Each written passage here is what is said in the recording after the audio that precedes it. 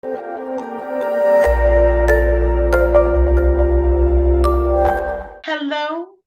and welcome to JTV YouTube Live Shorts. I'm your host, Janette Burke. Today, I am joined by Linda Marks.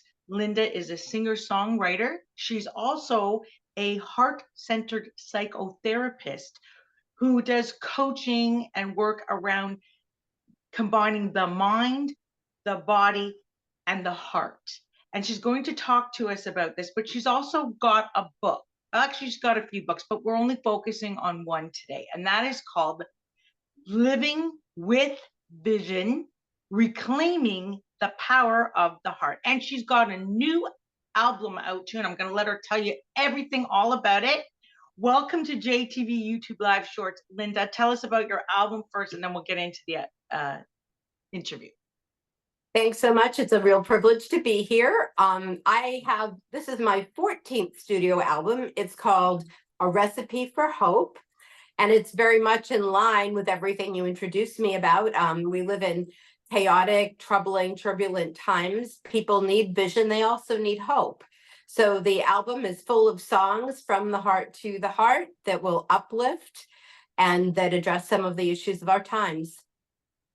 Okay, so why is it so important for people to be able to connect the feeling of the heart, the mind, and the soul? And what happens when they do put all three components together?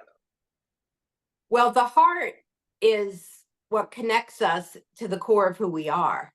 We have a pretty dissociated culture where years ago when I used to do workshops, I used to talk about the importance of the heart and how we're sort of taught to live through our head. And someone drew a picture of a head with little feet connected directly to the head. And I laughed because in a way, that's how many people walk about their lives. They skip everything from the neck down and everything's cerebral, analytical, intellectual. But you can create anything you want from just the mind alone, but it doesn't mean it's authentic. It doesn't mean it makes you happy. It doesn't mean it's spiritually fulfilling. So if we want to have a life that feels authentic, that's meaningful, where we feel like we're giving our unique gifts in the world and are spiritually fulfilled, it's essential to connect to the power of the heart. Okay, and can you give us like a tip on how we can do that? Get out of our head, get into our heart? Absolutely. And then I have a part two on that, but give the tip. Sure. Well, the first thing is to slow down. We're going really fast. At some levels, there's a mantra I use with an 88-year-old client of mine, which is slow down, step back, let go. Because we're going so fast, we don't even know it. We often aren't stepping back, which encourages us to be in the moment and then let go of all the chatter in our mind, of the tension in our body, of the judgments we have of ourselves and everybody else. So it's a mantra: slow down, step back, let go. And a second piece that I think is very important is a grounding meditation, which is to just close your eyes, to take a few deep breaths, and to feel where your body is making contact. If you have a chair, to feel the back of the chair supporting your shoulders, your arms, your back, to feel the seat of the chair under your pelvis, your tailbone, your legs, feeling the floor under your feet. As you inhale, breathing in and feeling that physical contact with your body. And then as you exhale, letting go some of the worry, the stress, the strain, and breathing it out through your breath. And you can even visualize breathing it out through your feet into the ground.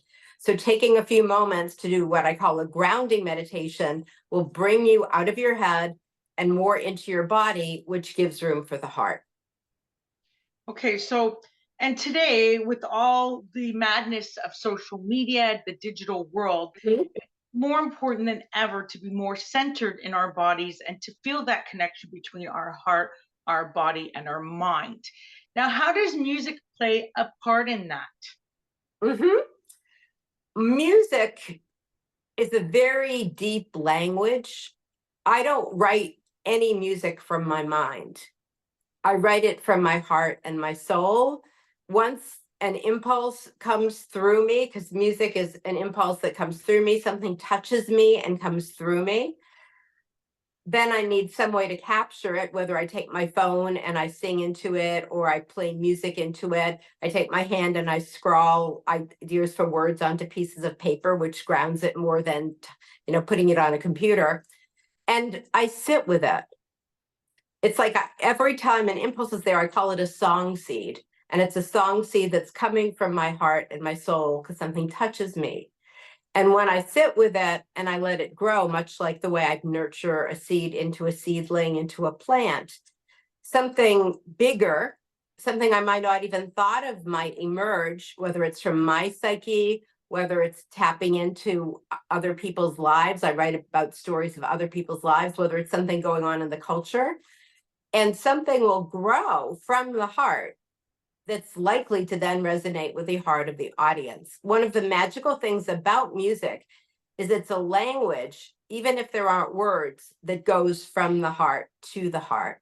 And people really need to be touched that way, because social media is often just a buzz of images and words. And music sometimes will invite us to slow down and step back and go into a different dimension that uses our senses, that helps us feel our feelings, that might change our thoughts.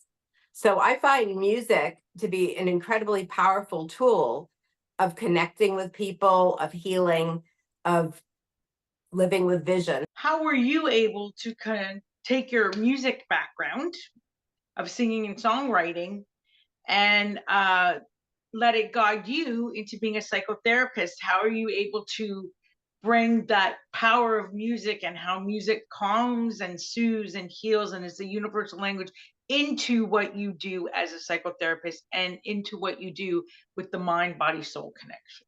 Mm-hmm. So what I wear around my neck, which is a G clef and a heart, helps answer your question. The music and the psychotherapy come from exactly the same place inside. I use the exact same part of me when I work with people, and I tune into people and I support people, as when I tune in to the song seeds that lead to writing the songs. It's the very same part of me that I use for both of those particular expressions. And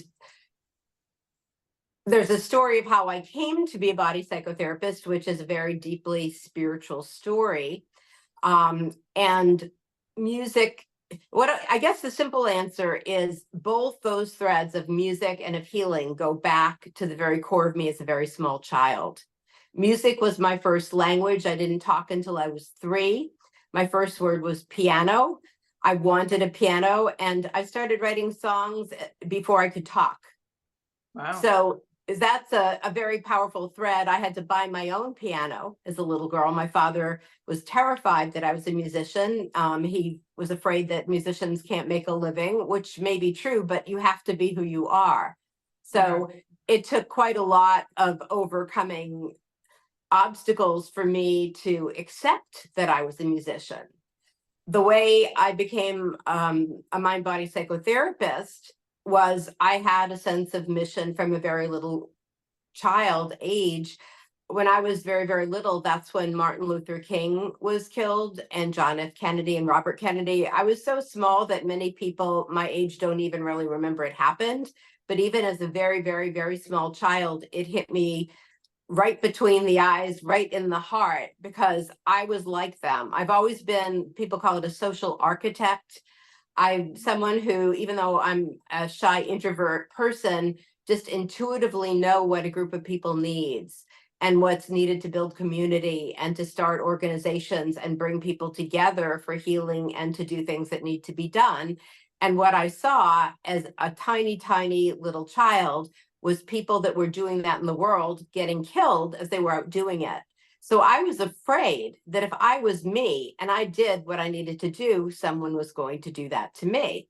And even as a a grammar school kid and as a, an early high school kid, I was doing all kinds of leadership things that most kids don't do because the adults around me saw the leadership talent I had, even whether or not I wanted to do it. I was still afraid. And when I was coming home from a job I had at Fenway Park, Boston's ballpark, a stranger followed me when I came off public transportation, and he followed me as I was walking by an ice cream store where I had my second job. And he came out of the shadows and took my pocketbook strap and wrapped it around my neck and threw me to the ground and started to strangle me. And I was already a singer, so I knew how to breathe diaphragmatically. And I used everything in my power to fight him as he was pressing in my lungs and basically trying to strangle me. And just when I had only a tiny bit of strength left, he got really mad and said, "You won't die." So he pulled me by the strap, took me into the alley, started to beat me up, beat my face, and decided he was going to rape me if he couldn't murder me. And at that moment, I realized I didn't know how to get out of the situation alive. And I turned it over to the God I was never raised to believe in. I did not have a family with a religious background. I'm actually writing a song about that right now. And I turned it over to God and I said, "God, I want to live." And a little voice came through me that said, "Then you need to commit to your mission." So I said, "God, I commit." And then what came through me was, "Then forgive him." And without using my brain to understand what forgiveness meant, I just opened my mouth, I spoke from my heart, and I said, "I forgive you." And he burst into tears and stopped beating me. Oh and my God. Metaphorically, that was my first therapy client. And that's where my path as a body psychotherapist began. So in both of the two things I've done professionally go back very far. The music, to basically being a very small child before I could talk. And the body psychotherapy was definitely connected to my sense of mission and purpose. So both of them are paths of healing. I call myself a writer of songs, songs at the heart of our times. I write songs at the heart of our times. And the work I do is helping people work at the deepest level in their heart and soul to heal and to transform their lives and to have hope and to create and live with vision. Okay, so I want to, as we near out this interview, give you a chance to mention two things. First of all, where we can go to get the book. I know it's available on Amazon, so we'll include the link in the show notes for all the audience to find it. Where can we get the album? The album is available digitally on all digital platforms. And if you want a physical copy like this, and I happen to love physical albums because they have beautiful artwork and they talk about who's on the album and give information about the album. I have physical copies. So if a person were to contact me personally, they could get the physical album, but the album is on all digital platforms. Okay, and if they wanted to contact you personally, how can they go about doing that? My email is probably the best way. It's lsmheart@aol.com. If a person wants to message me through Facebook Messenger, just look at Linda Marks. That's the best way. I have a Linda Marks music page, but I think the Messenger works better on my personal page. But my email is the very best way to contact me. Okay, again, the email and the DMs, the links to your social media to DM you will be included in the show notes. So if they want to reach out to you, they can do so. Okay, well, that was a very powerful story you told us, and I definitely can see the connection. I'm gonna let you leave us with one zinger, one solid message before we go.